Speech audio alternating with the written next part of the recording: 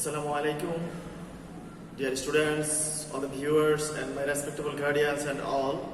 Welcome you from Chatpur Sadar Virtual School. This is Mahbur Rahman from Baburhat High School and College.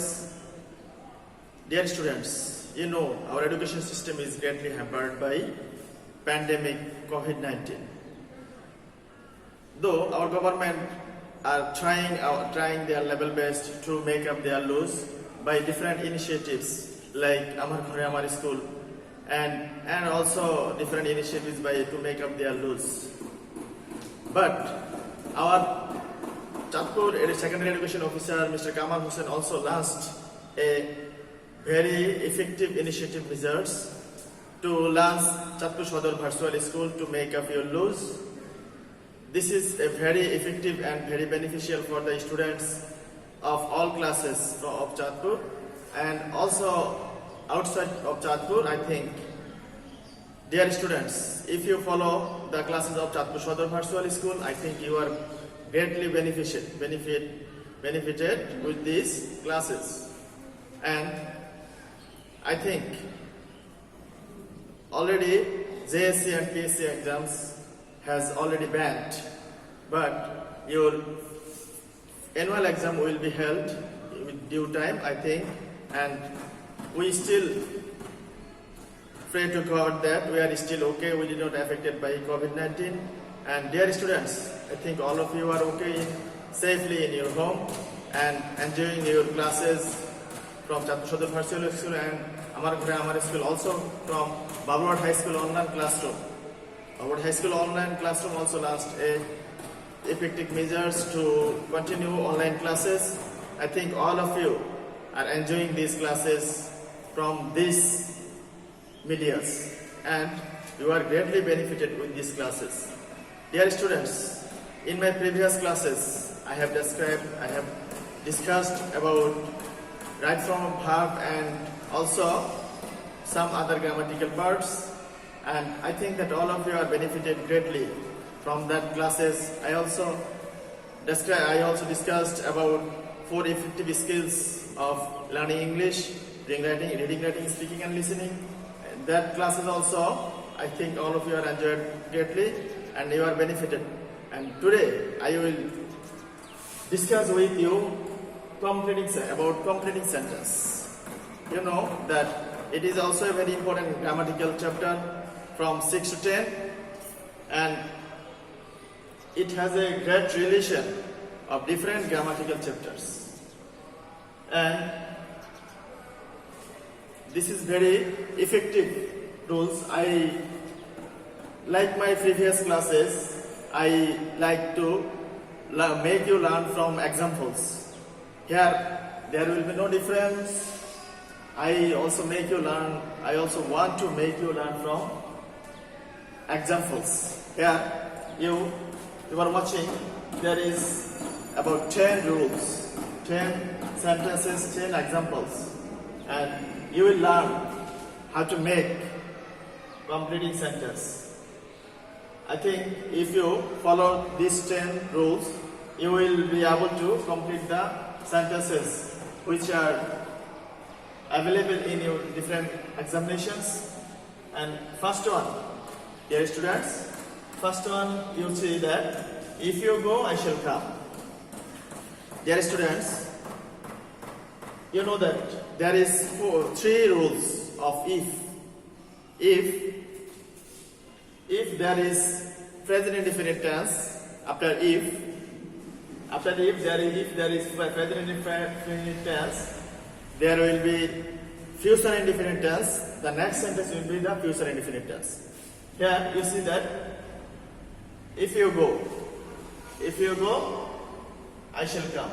Here you go, it is present indefinite tense, and I shall come, this is future indefinite tense. I think all of you know about tenses. Present indefinite means subject plus the present form of verb, and then future indefinite tense.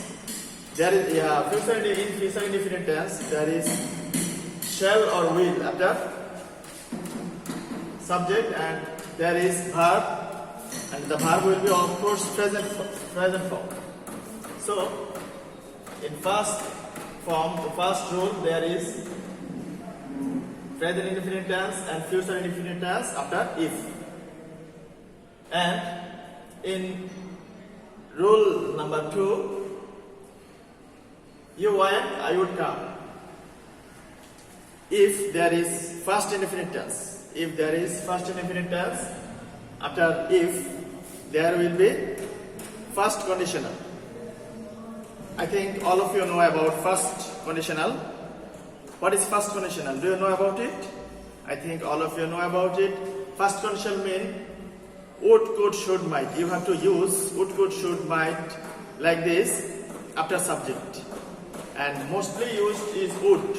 Mostly used verb in first conditional would or could. And here I use would, and first one is if you went and I would come. And here it is first indefinite tense and it is first conditional. And we already solved our 2 rules. I think all of you understand greatly. Dear students, here the rule number 3. If there is first perfect tense after if there is first perfect tense after if, there will be perfect conditional. Here is perfect conditional. I would have come. Dear students, I think all of you know about perfect conditional. What is perfect conditional? Do you know? I think all of you know about it. Perfect conditional means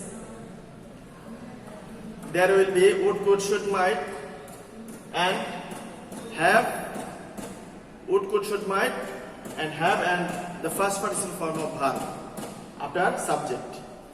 I think all of you understand. And would and could is mostly used verbs in this form.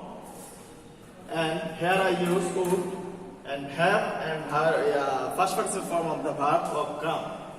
So all of you, I think all of you have understand that here it is first perfect tense and it is perfect conditional.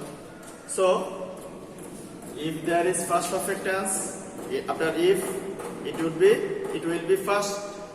be perfect conditional. I think it is clear to you all. So let's come the 4th rule of the completing sentence.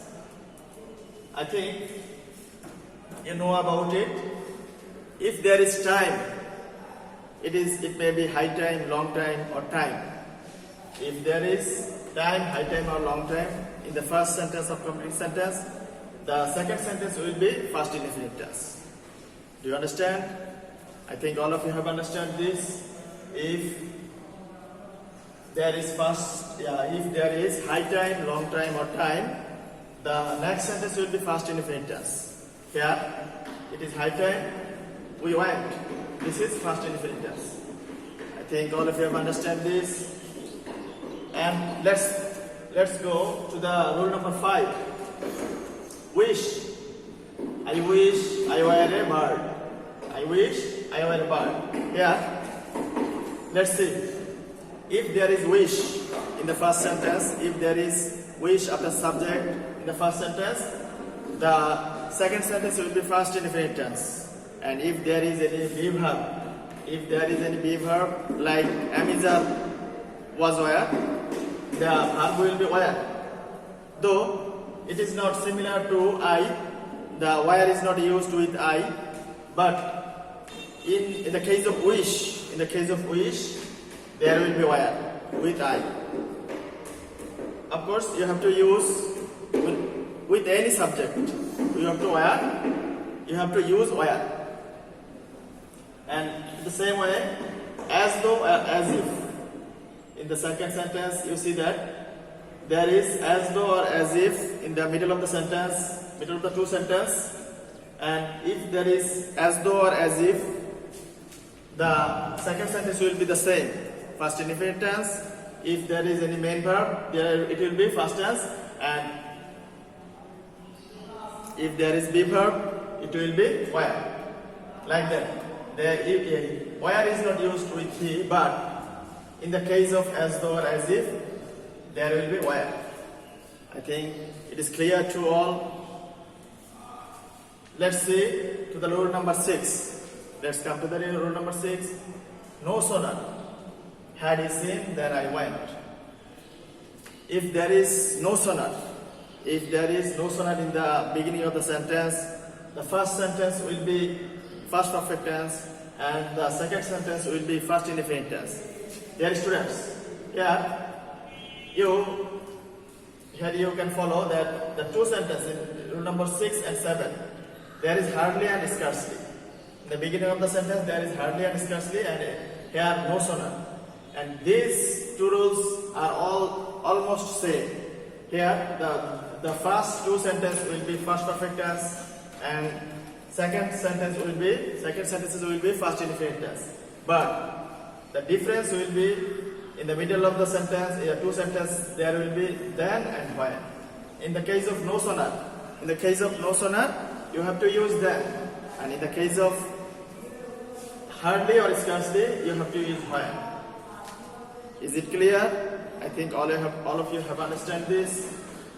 In the case of no sooner, the two sentences will be first perfect and first indefinite. In the case of hardly scarcely, and the same, the two sentences will be first perfect and first indefinite. But the difference will be then and when.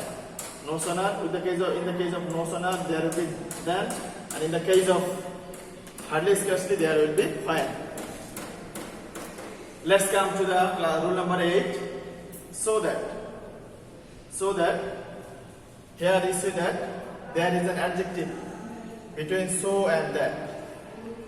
If there is an adjective between so and that, you have to write can after the subject of the second sentence, and you have to write could if there is first tense in the first sentence. If the first sentence is present tense, the second sentence will be can or can. And if there is present tense in the first sentence of so that, and the second sentence will be used can after subject. I think all of you clear about it. And in rule number 10, all of you see that so that here there is no adjective between so that. Here there is no adjective between so and that. If there is no adjective between so and that, you have to use only can. Here is cannot and here is can. I mean to say that if there is present tense, cannot. If there is was, past tense, could not. If there is or is was, it will be could not. Is for cannot for is and could not for was. And at the same way, here is there will be no not. There will be no not. And if there is present indefinite, present tense, there will be can. If there is past tense, there will be could. Only could, no not. So I think all of you clear about it. Here, if there is any adjective between so and that, there will be cannot or could not. In present tense there is cannot, in past tense there is could not, and if there is no adjective between so and that, there will be can or could in the second sentence. In can for present tense, could for past tense. Is it clear? I think all of you have understand this clearly. Let's see in number 10. Though he is poor, he is honest. The number 10 rule is, you know that although, if there is although in the beginning of the sentence, the two sentences will be the same.